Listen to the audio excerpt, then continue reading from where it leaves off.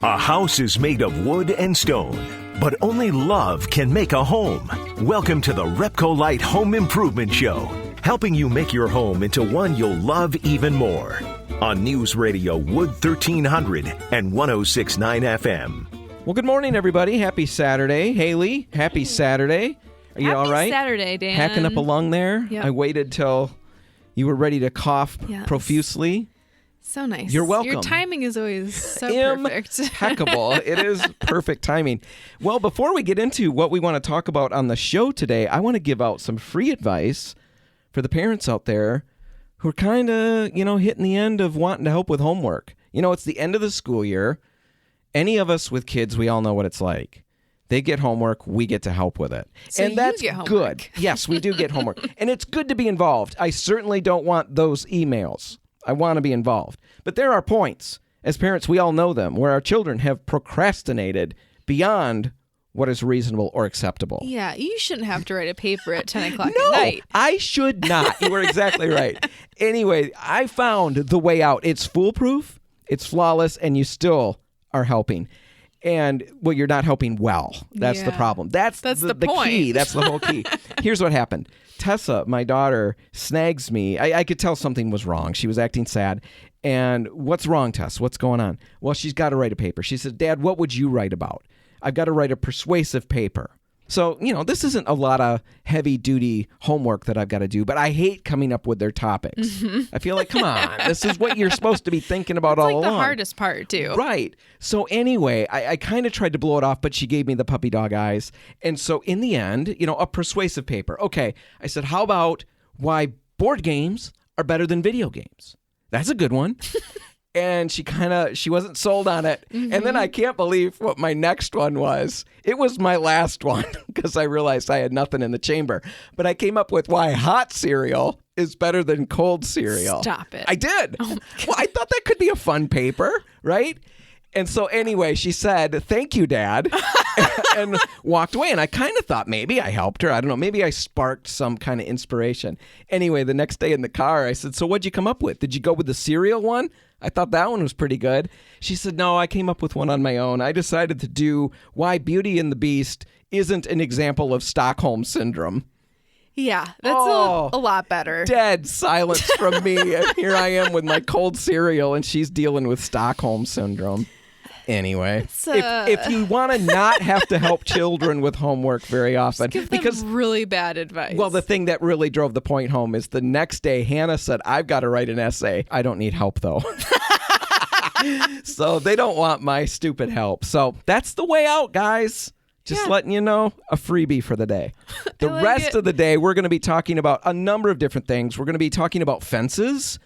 And, I've seen a lot of fences where it's just unstained, unsealed wood, pressure treated or cedar. It makes it look like it's falling apart. Right. It's been left to gray and to weather.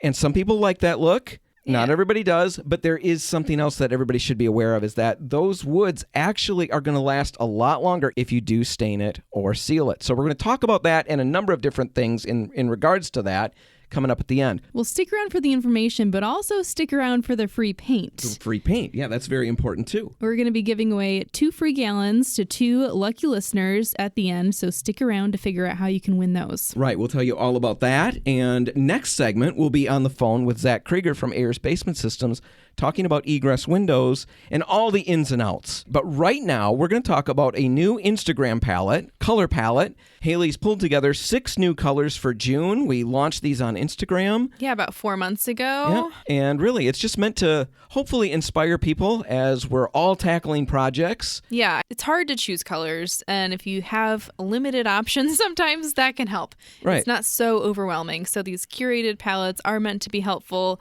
We post them on Instagram and then show, places where they can be used over the month. That's the really cool thing is if you do follow the Instagram page, you're not going to just see these 6 colors that Haley's put together. Right. You're going to see those colors being used all over the place, and not just basic, straight up, normal room settings. I mean, you found some unique settings where the colors are used in kind of pushing the boundaries sorts of ways. And that's really interesting to pay attention to. And I also post the inspiration for these color palettes during the month. Well, and that's what's so interesting here, because your inspiration for this particular palette comes from a very unusual source. Chicken eggs, actually. Chicken eggs. Yeah. And it's called Welsummer because Welsummer is a breed of chicken. From Holland, yeah, right? From Holland. So it's all tied together, right? Right. Nice and neat. But the original inspiration is actually from a woman that did, in fact, come into a store with chicken eggs wanting to match the colors. And I thought it was brilliant because the colors were so pretty. These were chickens that she had of her own. They were not just, your standard grocery store white eggs. There was a nice brown, kind of a peachy color, a green egg, almost with like a blue undertone. And I thought it was a great idea to pull colors out of these. Well, that's where she found her inspiration for the whole palette for her home, right? No, it turned out really well. And what made it turn out so well is that she wasn't looking for exact matches. She was okay letting these be inspiration, but not holding on to it has to be exactly this color, because that's really the more important part. It's good to have inspiration and direction. It's not necessarily so important to hold on to it has to be this exact color, because ultimately that color could look terrible on your wall. The point is that you've got a starting place. You can sample multiple versions of this color and get to your perfect tone in your house. And that's what this palette is meant to do. There's 6 different colors. There's grays, greens, blues, beiges. Yeah, multiple beiges. Check it out. It's a great color palette, but honestly, I love the inspiration for it even more. Yeah, and I think that's kind of what I want to talk about with this, because most people struggle to find color direction. It takes people a long time to get to the starting point of the painting process, thinking about it, choosing the color, and then ending up with paint on the wall. It's agonizing because there's so much, there's work involved, there's all of that. We don't want to make the mistake, and we want it to be exactly perfect, but most of us don't even know where to begin to look. We stand at that color rack, and there's thousands and thousands of colors. Yeah. And maybe it's chicken overwhelming. eggs aren't your inspiration, but inspiration that suits you is important. Looking at your wardrobe is a great starting place. The hobbies you have, the How food does a hobby you eat. help? Okay, or no, I want to know about the food. How does the food I eat help me find a color? Are we talking about the stains green. on my shirt? I don't know. Yeah, maybe a coffee stain. That could be All right, pretty. that would work. Actually, I've seen that. Yeah? That works really well. The key is to be open to seeing the colors anywhere. Yes. I ran into a scene where it was extremely industrial in the setting. It was black asphalt, parking lot stripe lines. It was raining, so that made everything more vivid. Super high contrast. The sky was super steel gray, almost had a bluish tone to it with the so clouds. Maybe like industrial color palette stand. I don't know that it's that, but these colors all work together in this very strange setting. It's not a beautiful photo that I took, but yet all the colors are beautiful together. It's all about being open and looking everywhere you're going and realizing that some of those colors might need to be tweaked. Yes. And that's okay. Right. But it gives you a starting point. You see something working together, bring that to us at any RepcoLite or Port City Paints. We'll help you find colors that are workable in your space based on those. Yeah, and you can start collecting these photos even if you're not thinking about painting right now. You don't have to be in the process to start looking or using this exercise, noticing colors around you, why you might like some colors more than other colors, and understanding your taste a little bit, the colors that you're drawn towards and why. It's probably better to do that now while you're not painting. True. So if you don't have any projects, now's the time to jump in so that when you do have a project, you're already off and running. You've got some ideas in place. Yeah, and honestly, if you are taking pictures, it's perfect because the Benjamin Moore Color Portfolio app will take those pictures, find the colors you like in them, and give you a starting point match of a Benjamin Moore paint color.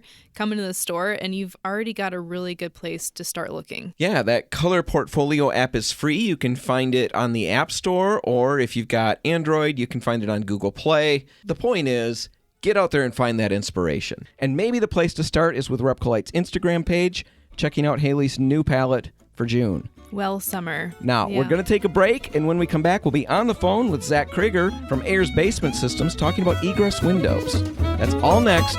Stay tuned. Helping you turn your house into your dream home. This is the RepcoLite Home Improvement Show, presented by Benjamin Moore on News Radio Wood 1300 and 106.9 FM. Well, Haley, we're always talking on the show about improving our spaces, and we've spent tons of segments over the years talking about basements specifically. Painting the ceilings down there, painting the floors. We've even spoken with experts about dealing with water issues down there. Yeah, making it a livable space. That's the whole point, is to make it livable and usable. And yet there's one thing we haven't dug into really all that much, and it's something that you probably do need down there to make it a safe, livable, usable area, and that's an egress window. Yeah, we're on the phone again with Zach Kreiger from Ayers Basement. He's the resident expert in sales. And before we get into the topic, what kind of products and services does Ayers offer, just so that all of our listeners have a good idea of what you guys do? Absolutely. Thanks for having me, guys.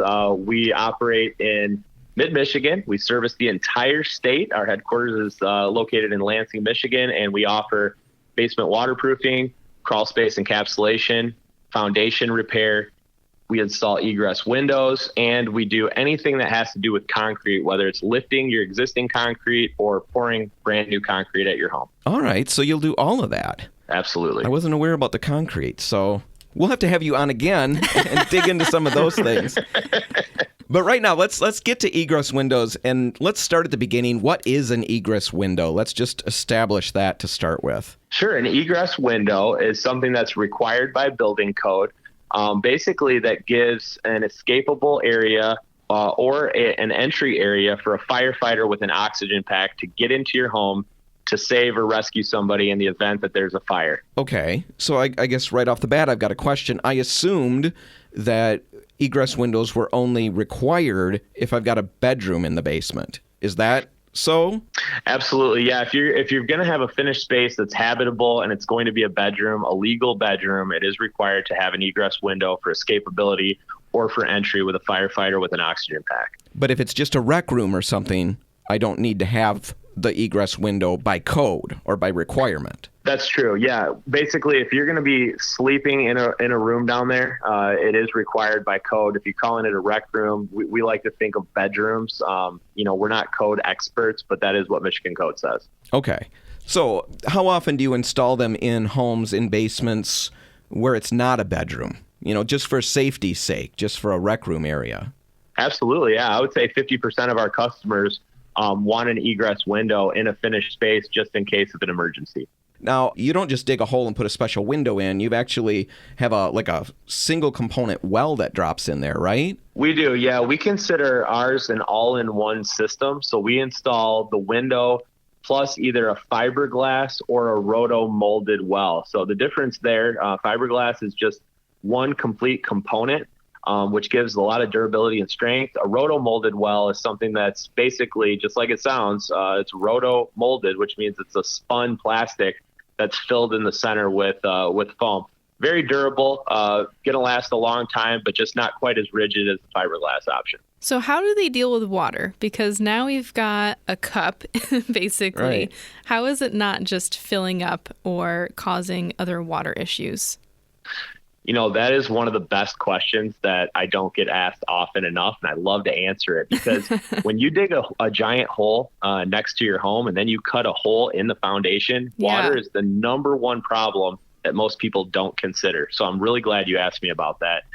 Because our flagship product and service is basement waterproofing, we feel like we're the expert in the state of Michigan to make these repairs because we do consider water, right? That's one of the things we think about all the time. Yeah. And so what we want to do is make sure that in tandem with this egress solution, we want to make sure that we're also providing an interior basement waterproofing solution as well. We're going to tie those two systems together to make sure that space that you've just created for your family member to sleep in is going to stay nice and dry for the life of the structure. So you don't just have a drain in the bottom of this well and call it good. You actually are working on an entire system for my basement.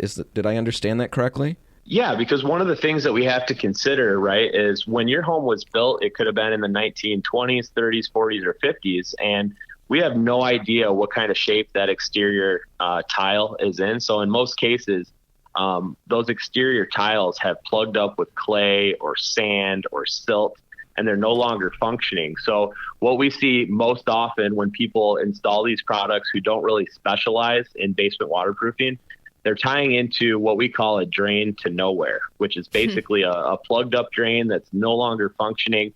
They tie it in to make it look pretty. And lo and behold, a couple weeks after the installation, you're dealing with water problems on the other side of that wall. So does this add a tremendous amount to the expense of putting in the egress window because I'm buying a separate system? How does that play into it? Absolutely not. I mean, I think one of the things that Ayers takes a lot of pride in is giving our customers the education and the advisement as we're walking them through these different types of solutions. So we're going to show you absolutely everything that's going to benefit your home with regards to that egress window, letting in more natural light, giving you escapability and safety and peace of mind. But we're going to do it at an affordable cost to you. So we're going to show you all the different options that are available to you. And then we're going to work with you to create the solution that's right for your basement. Can I install an egress window for any house that I look at? If I really want a livable basement. That's kind of on our bucket list. Like you're just going to randomly install them in all of these houses that you look at potentially? Or the one you buy? The one that I buy, okay. I would want to install one because I want a livable basement, right? I want office space down there, a bedroom, and some of these houses are pretty close together that I see. So I'm curious if there needs to be like a space requirement between this window well and the structure next to it, I guess. Yeah, and that's something that we absolutely have to take into consideration. Property lines, making sure that we're marking all of the different utilities that come into the home, taking into account obstacles like landscaping and gas meters. These are all things that we have to consider with where we're going to place this egress window. One of the things we like to do is come out and make sure that we're walking the property inside and out and really consulting with the homeowner so we can discuss proper placement and really considering all of the different things that might come into play during the installation. Is there an ideal amount of space? Well, I would say, imagine, right? We're going to dig a hole next to your foundation. We're typically going to dig it about 7 feet wide by 7 feet in depth. So if you've got about a 7 by 7 area that you're okay stacking up dirt about 8 feet tall in your yard, that's where it's going to go. There's a lot of compacted soil where that comes out, and I'm not sure most people think about how much dirt is actually going to come out of that hole while we're digging. That's a good point. Are there a lot of situations where you go out to look at it and you just can't put it in? Because it's got to be in the bedroom, right? It can't just be down the hall from where the bedroom is or in another room from where the bedroom is. Or can it?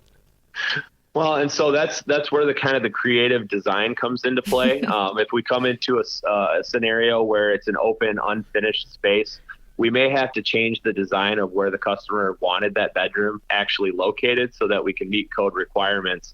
And that's why we take so much pride in making sure that we're consulting with the customer and not just really telling, we're advising and educating so that they can make the best decision. So the egress window has to be in the bedroom. And so if it's a finished space and, we don't have the property requirements or the size and spacing to make it happen in that bedroom, we may have to change the configuration on the inside so that we can make the outside work. So I'd say in about 90% of what I've seen from our appointments, we typically can make it happen. It gets a little difficult if it's already a finished basement and you want, you're saying, hey, I want this egress window right here, but we only have 5 feet to the property line. Right. We may have to get a little creative with our thinking so that we can figure out a different space for that bedroom to go. That makes sense. We're on the phone with Zach Kreiger from Ayers Basement Systems talking about egress windows. Zach, I want to get into the actual process, the installation process, everything that's involved with that, but that's going to take longer than I've got in this segment. Can you hang with us over the break? Definitely. All right, we'll be back in the studio and on the phone with Zach Kreiger from Ayers Basement Systems in just a minute. Stick around.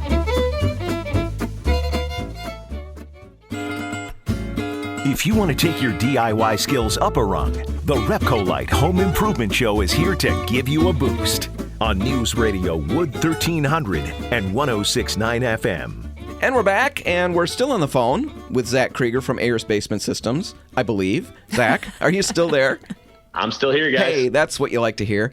And yeah, we were talking about egress windows and went through just basically what they are, why you'd need one, all of those things.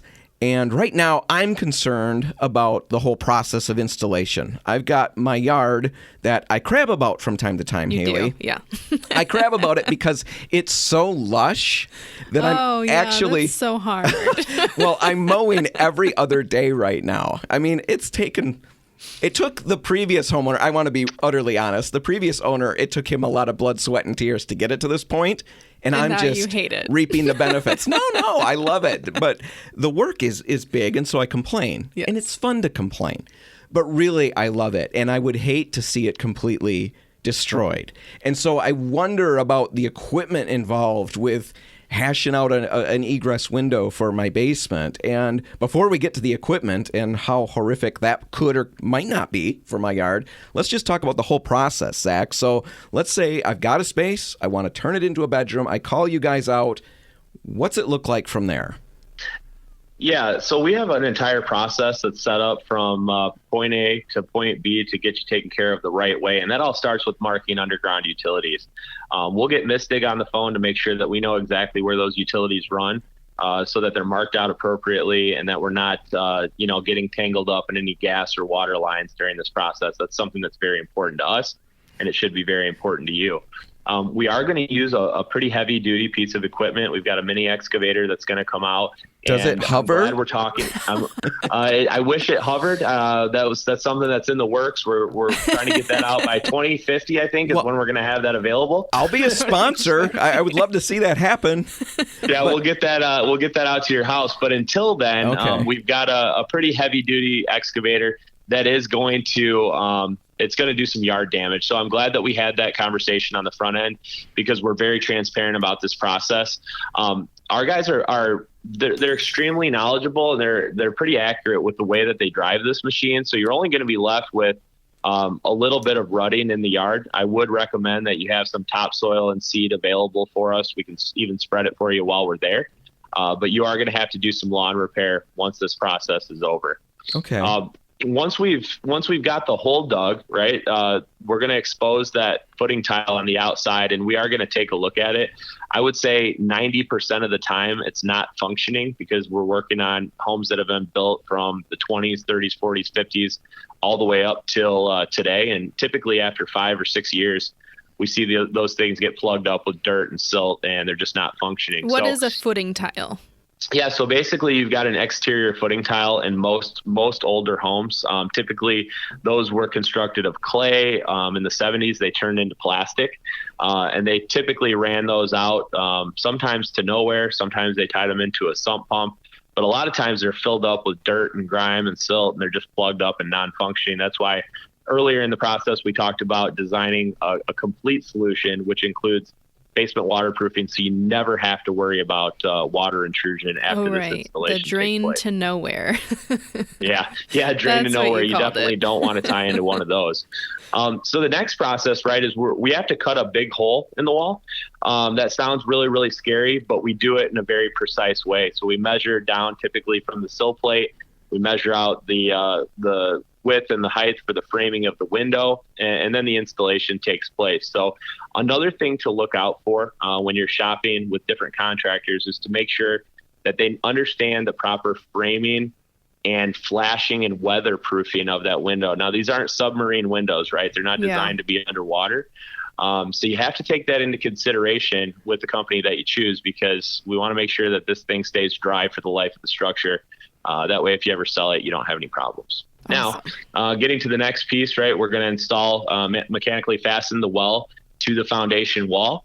And then we're going to basically backfill that with a combination of stone and soil that we layer and compact. One of the things, again, to look for is to make sure that you're thinking about the type of well that you purchase, because what you don't want to come home to in a couple of years is a buckling, bowed, cracked well that's in the egress. Now you have to dig it up and think about replacing it after you spend all that time, hard-earned money, and like Dan said, potentially that beautiful lawn. That's what I'm thinking about. I just got it fixed, and now my egress window well buckled.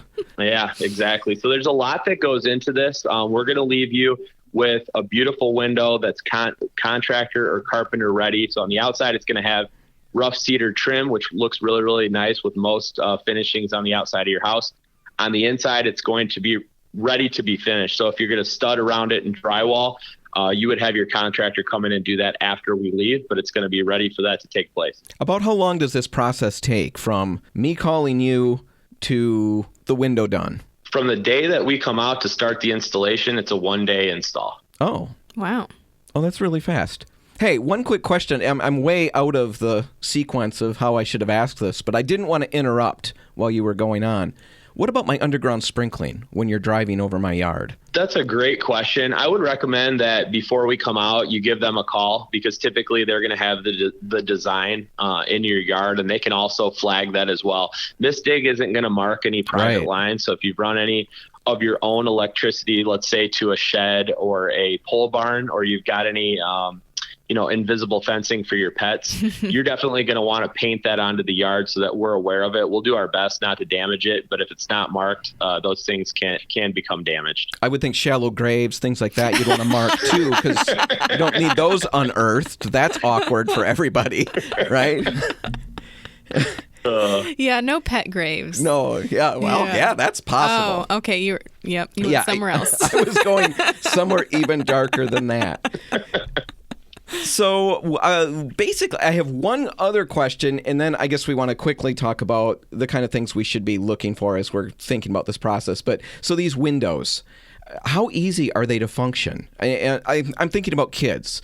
Is there a certain age limit that, for who should be safely in this lower level room now?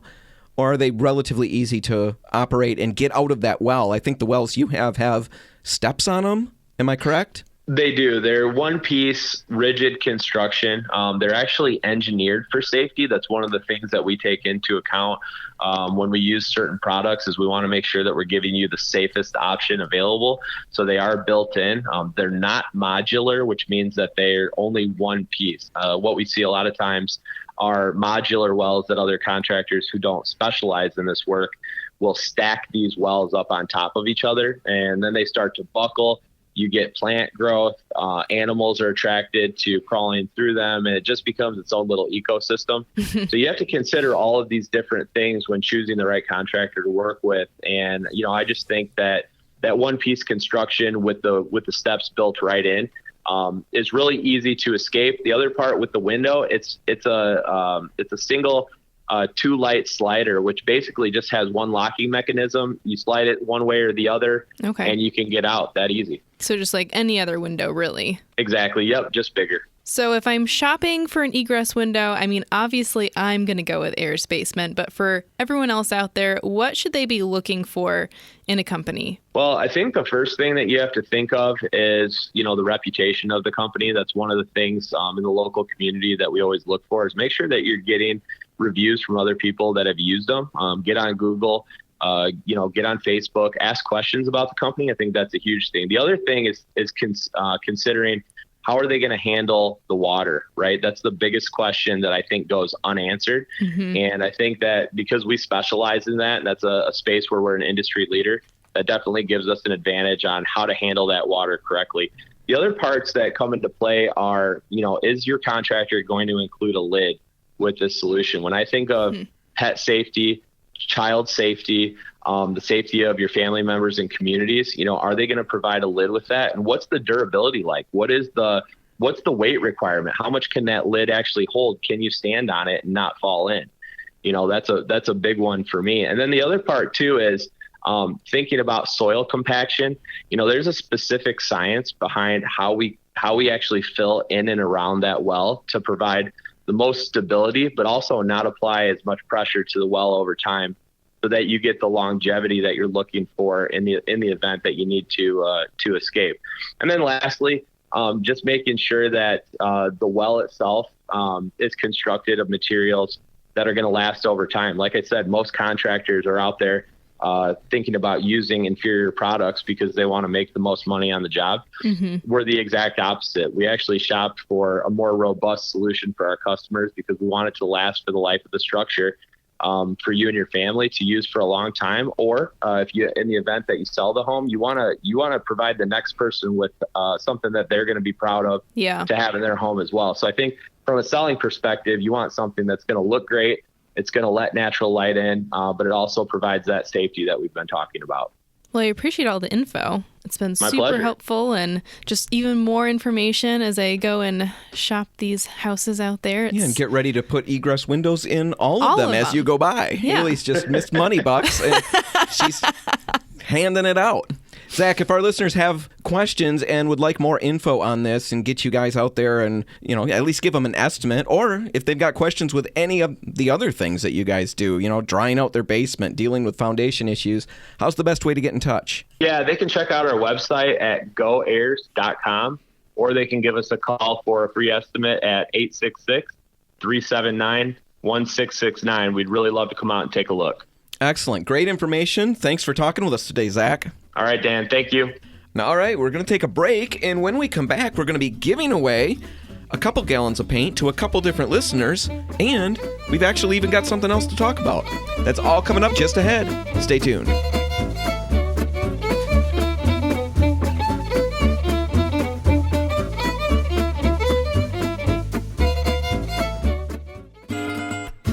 If you want to take your DIY skills up a rung, the RepcoLite Home Improvement Show is here to give you a boost on News Radio Wood 1300 and 106.9 FM. Well, Haley, we have paint to give away, but as is our wont, we're going to do that at the end of the show. Yeah. 'Cause if we gave it away now, You would just stop listening, right? no, they wouldn't. They're true believers out there, but yeah, there's a possibility. There's a possibility. At the end, we'll tell you how you can win 2 free gallons, any RepcoLite or Benjamin Moore product, paint, stain, a deck product, whatever you need. You'll be able to even get it today. Yeah. If you want to jump into something. Perfect timing with the weekend, Exactly. beautiful weather. We'll tell you how you can do that at the end. But right now, let's get to the topic that we want to end on, and it's fences. And I guess in order to get to that and to set it up, the idea that, it's something that I ran into when I put my house on the market years back. Mm-hmm. And I thought it was in relatively good shape. Everything was really ready to go. And then I read an article somewhere that said we should walk around the house as if we're buying it. Right. Not as if we live there, but as if we're looking at it to Exactly. buy. And I thought that's ridiculous, but I'll try it. And I could not believe the laundry list of things that I would want fixed before I bought that place. It's like we become house blind to our own spaces. Yeah, we don't notice these things. And so last week we started a segment. We called it Here Comes the Judge. I don't necessarily feel comfortable with that because I feel like it's setting me up as this judge. And that's not what I meant. But what I did was I've been walking all over the place and I'm noticing things that should be fixed that I'm assuming the homeowners are blind to. They become house blind. Yes. So I'm trying to help everybody by pointing all these things out. Yes, you're trying to be very helpful. And really, what host would you be if you didn't walk around for inspiration for a home improvement show? Right. And what good would I do if I didn't point it out on the radio and make everybody aware? So fences, that's what I really noticed this week. And one in particular really drove the point home to me. And I was walking and there's a fence between 2 houses. So they shared this fence. Mm-hmm. And as I'm approaching it, one side of it was pressure treated and it had been left to gray. Yeah. And it looked so totally weathered. Relatively bad. It was quite splotchy, a lot of black areas. It looked like the wood was falling apart. That was the impression I got. Yeah, it just starts to look decrepit. Right. Now, so I noticed that and I thought, here's something to talk about, how stain might help a fence like this. Mm-hmm. And I get to the other side and turn around and come back.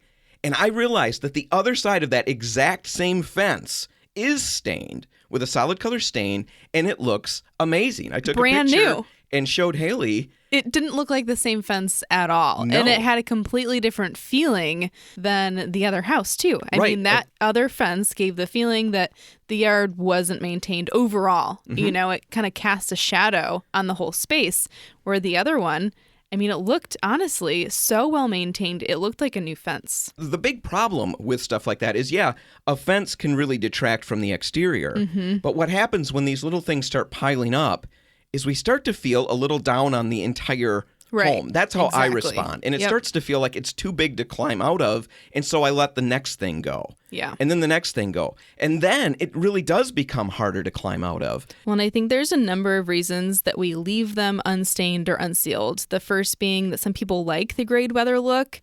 Totally understandable, kind of the beachy vibe. Second, some people think that there's really no reason to stain woods like cedar or pressure-treated pine. Cedar, for example, is naturally rot and bug resistant, and pressure-treated pine is treated specifically to resist rot. Right. And a third reason, I think, is that some of us just don't want the work. Right. I think that's a big part of it all.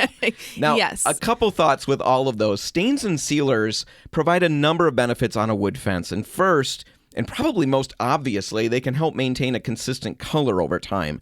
Woods don't often weather and gray evenly.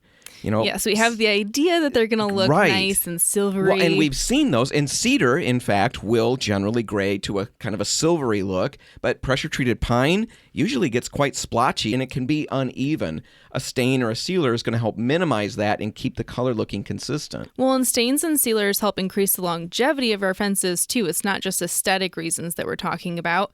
Cedar, for example, naturally bug and rot resistant, like I said, but exposure to sun can dry out the natural oils that protect it, and in the end, it leaves it susceptible to both of those concerns. Right. Pressure-treated lumber also. Sure, it's rot resistant, bug resistant, but it still absorbs water. And that can end up leading to swelling, warping, cracking, all of those things. A sealer or a stain is going to help minimize that and make the wood last a lot longer. Yeah, that way you don't have a fence falling over eventually. Right, or cracking apart or just looking terrible. Exactly. So let's say you're interested in jumping into the process and getting your fence sealed or stained.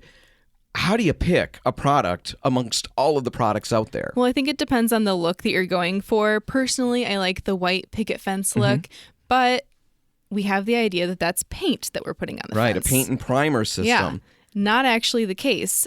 Paint is going to peel off a lot faster than other painted surfaces on a fence because it's got moisture wicking up from the bottoms, and that moisture is being pushed out. The paint peels and flakes off, and now it's a mess when we try to repaint. Right. So if you want that look, you want it to look like paint, you want a color out there, but you don't want to deal with all that flaking and peeling nonsense, you go with a solid color stain. You're going to get that same look of a flat paint. You can get any color you want, but it's lower in viscosity than a paint, which means it's going to penetrate more deeply into the wood. And when it does fail, it's really going to just fade out. Yeah, so it's there's not going to peel. Right, very little risk of peeling or all of those things if you apply it correctly. It's a great choice if you want a solid color on the wood, or if the wood is really grayed and blotchy and you just can't clean it evenly. Another option is a semi-transparent stain. RepcoLite's Woodmaster is another perfect choice, and it's going to allow more of the wood grain to show through. So it's kind of a natural look, but you're still able to tint it to any color. Right, but you are going to see wood grain through it. So it's a great choice if the wood is already even in color. If you're unable to clean it and remove all of the blotchy appearance, that's going to still show through a semi-transparent stain or a translucent wood protector, which is the next option. And that's going to be the most natural look overall. You're really just highlighting a natural wood tone at that point. Right. So that looks great if you've got new wood or if you're able to get the wood really cleaned and you want it to look as natural as possible. But as we mentioned, if you can't get it cleaned well enough, it's really going to detract from the look of this and you might need to go to a solid color. Whatever you've got out there, we can't go through all of it on the air here because we still have to give stuff away. But whatever your project is, stop out at any RepcoLite or Port City Paint store, take pictures, bring all of that in. We'll walk you through everything you need to know to get ready for a project like this. We'll recommend the right products, all of that. Now, Haley, let's give away some product. And let's give it away to the 14th and 26th. 14th and 26th person. All you need to do is email us at radio@repcolite.com. The 14th email and the 26th email will be the winners. Any Benjamin Moore or RepcoLite paint, 2 gallons. Yeah. Paint, stain. Yeah, you can do whatever your fence. You need. Whatever you want to do. You'll find out today if you won. 14th, 26th person, radio@repcolite.com. All right, that's all the time we got. If you want to find this one again, you can find it online at RepcoLite.com. Or subscribe to the podcast and never miss an episode. Exactly. Whatever you do today, make sure paint's a part of it. The RepcoLite and Port City Paint stores are open until 3, waiting to help. I'm Dan Hansen. And I'm Haley Johnson. Thanks for listening.